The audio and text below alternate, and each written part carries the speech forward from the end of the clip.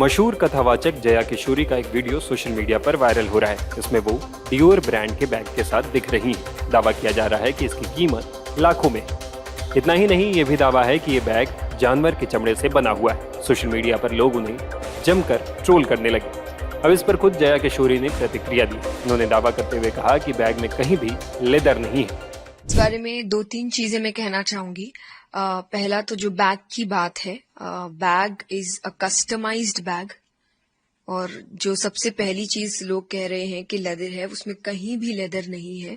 वो एक customised bag है, और कस्टमाइज का मतलब कि आप अपनी मर्जी से बनवाते हैं, इसलिए मेरा नाम तक लिखा हुआ है उसमें कि मैंने अपना नाम, कि वो एक कस्टमाइज्ड बैग है, उसमें कहीं से भी कोई लेदर नहीं है। और मैं अपनी गारंटी ले सकती हूँ, पर मैं किसी कंपनी की कोई गारंटी नहीं लेती।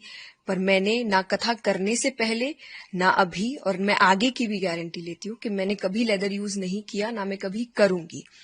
तो पहली ये चीज। दूसरी, आप ने जो बात कही कि मोह माया से दूर, तो जो सच में जिन्होंने मेरी कथा अटेंड की होगी, जिन्होंने कथा सुनी होगी, उनको अच्छे से पता है कि मैं ये बात कभी नहीं कहती। मैं हमेशा एक बात कहती हूँ, और मैं आपको वो वीडियो भी जरूर दूंगी जो आप इसके साथ अटैच कर दीजिएगा, कि मैं कथा में कहती हूँ कि मैं आपसे कभी नहीं कह रही कि आप पैसे मत कमाइए, अरे सब मोह माया है, सब त्याग दो। हमने नहीं त्यागा तो हम आपको कैसे बोले। So I have been very clear day one से कि पहला, मैं कोई संत, साधु, साध्वी नहीं हूं।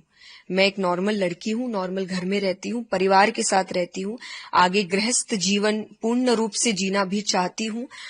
परिवार है, दोस्त है, रिश्तेदार है, जब खुशखबरी आती है तो हम सेलिब्रेट करते हैं, एंजॉय भी करते हैं, परिवार के साथ बाहर घूमने भी जाते हैं, यानी एक नॉर्मल लाइफ जीते हैं। और ये मैंने हमेशा से क्लियर रखा है। मैंने कभी नहीं बोला मैं साधु या संत साध्वी हूं, या मैंने वैराग्य ले लिया है, या किसी को लेना चाहिए। यहां तक कि मैं यूथ से कहती हूं कि आप मेहनत करिए, कमाइए, अपने आप को एक अच्छा जीवन दीजिए, अपने परिवार को अच्छा जीवन दीजिए, अपने सपने पूरे करिए। तो जिन्होंने सुना होगा उनको पता है कि मैंने ये बात बोली नहीं, तो शायद मेरा जीवन कोई शौक नहीं है। कह रहे इन्होंने ऐसा क्यों कहा, हमें तो त्यागने को कहती है। मैंने किसी को त्यागने को नहीं कहा। ब्रांड्स, कोई ब्रांड्स देख के यूज नहीं करता। आप कहीं जाते हैं, आपको कुछ पसंद आता है, आप वो खरीदना चाहते हैं। आप अगर आज कई यूथ को देखेंगे, कुछ कहते हैं अरे मुझे वो जूता खरीदना है, मुझे बड़ा पसंद आया था, मुझे ये कपड़ा खरीदना है, मुझे बड़ा पसंद आया था। अगेन आई विल से, मैंने जैसा कहा, मैं भी आप जैसी ही हूं कि अगर मैं कुछ काम कर रही हूँ और उसके बदले मुझे अगर कभी कोई चीज अच्छी लग जा रही है, हाँ मेरे कुछ प्रिंसिपल्स है, जिसमें से एक ये है कि मैं लेदर यूज नहीं करती, कभी नहीं किया, तो मेरे कोई सामान में है भी नहीं। लेकिन अगर मुझे कोई चीज पसंद आई है तो मैं उसको खरीदती हूँ। अगर मुझे लग रहा है कि मैं खरीद सकती हूँ तो मैं जरूर उसे, और मेरे लिए नहीं, अपने परिवार के लिए भी, अपने दोस्तों के लिए भी। अगेन आई विल से, जो मैंने आपको भी कहा कि मेहनत करिए, कमाइए, ताकि अपने परिवार को, अपने आसपास वालों को और खुद को एक अच्छा आरामदायक जीवन दे सके। लेकिन उसके साथ मेरा कनेक्शन हमेशा एक चीज से रहा, क्योंकि व्हाट आई हैव लर्न, जब गीता जी की भी हम बात करते हैं कि दुनिया का सबसे बड़ा आध्यात्मिक ज्ञान है भगवद गीता, पर दिया उस व्यक्ति को जा रहा है जो आगे जाके राजा बनेगा। भगवान ने अर्जुन से नहीं कहा था कि वो अपना ऐश्वर्य त्याग दे, वो जंगल चले जाए, वो वैराग्य ले ले। भगवान ने कहीं भी नहीं कहा। भगवान ने कहा अपना कर्म करते रहो। अब एक राजा है, क्या वो सोने के जेवर नहीं पहनते थे, क्या वो मुकुट नहीं पहनते थे? पर स्पिरिचुअलिटी, आध्यात्मिकता का असली अर्थ है कि आप चीजें खरीद सकते हैं, चीजें आपको ना खरीदे। वो लिमिट, वो बाउंड्री आध्यात्मिकता ने मुझे हमेशा दी है कि चीजें मुझे उतना परेशान ना करे, चीजें मुझे ना खरीद ले, परिस्थितियां खुशी या दुख ना तय करे। मैं जब कुछ नहीं था तब भी हम इतने ही खुश थे, और जब भगवान की कृपा से कुछ चीजें हैं तब भी हम उतने ही खुश है। चीजों से खुशी नहीं आती, पर एक आरामदायक जीवन आता है, जो सीख मैं आपको कथा में देती हूँ। तो अगर रियल में आप मेरी बात सुन के कहेंगे कि अरे ये हमें ये कहते, तो मैंने तो आपको मेहनत करने और पैसे कमाने कहा है, तो प्लीज आप वो करिए, rather than just trolling someone else। मुझे देखिए, मुझे नहीं पता ये, क्योंकि ये बैग बहुत सालों से है मेरे पास, अभी नहीं है। सो मुझे नहीं लगता कि ये अभी की कोई बात है। Whether it is some agenda, whether it is some paid PR, negative publicity, कौन कर रहा है, क्यों कर रहा है, मुझे नहीं पता, क्योंकि ये बहुत पहले से है, बहुत पहले से। और यहाँ तक कि ऐसा नहीं पहली बार दिखा है, मैंने कई बार खुद पिक्चर्स अपलोड की। जब मैं एयरपोर्ट पे होती हूँ तो आप कई बार अपलोड करते हैं, अरे फ्लाइट लेट हो गई तो आप अपने लगेज का ही फोटो अपलोड करते हैं, खुद का मैंने बहुत बार किया है। तो मुझे ऐसा लग रहा है कभी ये बात नहीं उठी, पर आज अचानक से ये बात उठना और एक ही बात पे बार बार जोर देना, जबकि एक स्टोरी पे भी आई हैव ऑलवेज क्लैरिफाइड कि नहीं है, लेकिन बस यही बात है कि ये वीडियो भी और वो स्टोरी भी सिर्फ उन लोगों के लिए है जो मुझे जानते हैं, जो मुझे पसंद करते हैं, जो शायद मुझ पे थोड़ा भरोसा करते हैं और जो शायद अभी मेरे बदले पे काफी बातें इंटरनेट पे कर भी रहे हैं। तो सिर्फ उनके लिए, ताकि उनको एक विश्वास आ सके कि हाँ, हम जिस पर विश्वास करते हैं वो सही है। बाकी उनके लिए नहीं जो मुझे नहीं समझना चाहते या मुझे नहीं पसंद करते, क्योंकि जो नहीं समझना चाहते, नहीं पसंद करते, आप उनको कितना भी कह लीजिए वो नहीं पसंद करेंगे। तो मैं जबरदस्ती नहीं कर सकती, पर ये वीडियो सिर्फ उनके लिए जो प्यार करते हैं मुझसे, कि मैं आपको धोखा नहीं दूंगी। मैंने 22 साल पहले कार्य शुरू किया था।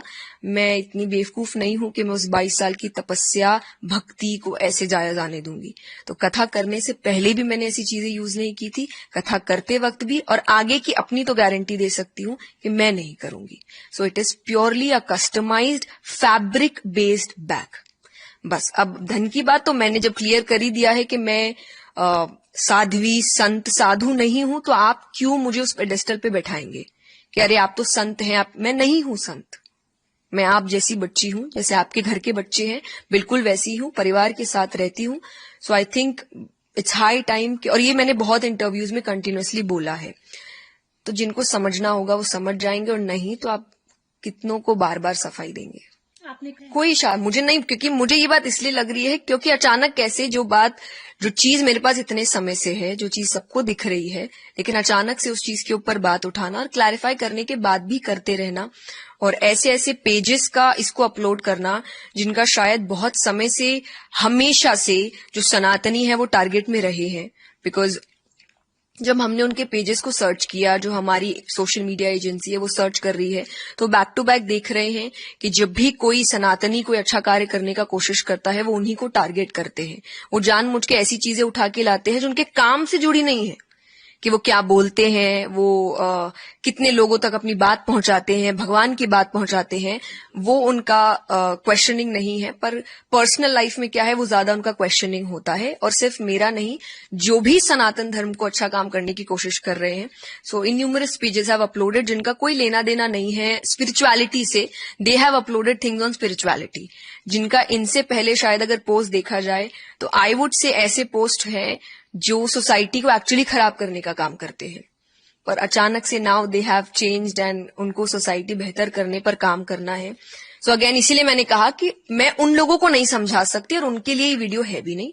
ये सिर्फ उनके लिए है जो समझना चाहते हैं, ये उनके लिए है जो मुझे प्यार करते हैं, जो मुझ पे विश्वास करते हैं। तो आप विश्वास करिए, मैंने आपका विश्वास नहीं तोड़ा है। नहीं जी नहीं, मैंने पहली बात तो खुद डिलीट क्यों करूंगी, मैंने अपलोड ही नहीं किया था।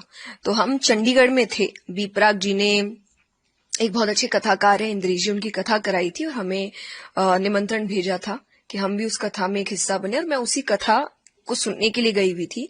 और मैं वापस आ रही थी तो एयरपोर्ट पे कोई एक व्यक्ति खड़ा था जिसने वीडियो बनाया, आप देखेंगे भी अगर वीडियो में, तो मैंने उनको, वो मुझे नमस्ते शायद कर रहे थे, तो मैंने उनको स्माइल भी किया, और उन्होंने कहा मीडिया से है, तो मैंने इसलिए कोई क्वेश्चन नहीं किया और मैं चली गई। उन्होंने ही वो वीडियो अपलोड किया कि चंडीगढ़ में किशोरी जी आई हुई थी, एंड देन आई थिंक जो रिएक्शन हुआ या जो भी हुआ, उसके बाद वो डर के मारे शायद उन्होंने कुछ डिलीट कर दिया होगा, और लोग कह रहे हैं कि मैंने पहले वीडियो अपलोड किया और मैंने डिलीट किया। तो अगर आप अगेन मेरे पेज पे जाएंगे तो मेरे पेज का एक ग्रिड है, एक थीम है, और वो थीम है, पहला पोस्ट कोट्स होते हैं, दूसरा मोटिवेशनल रील्स होती है, तीसरा कथा की रील्स होती है। मैं इसके अलावा और कुछ नहीं डालती।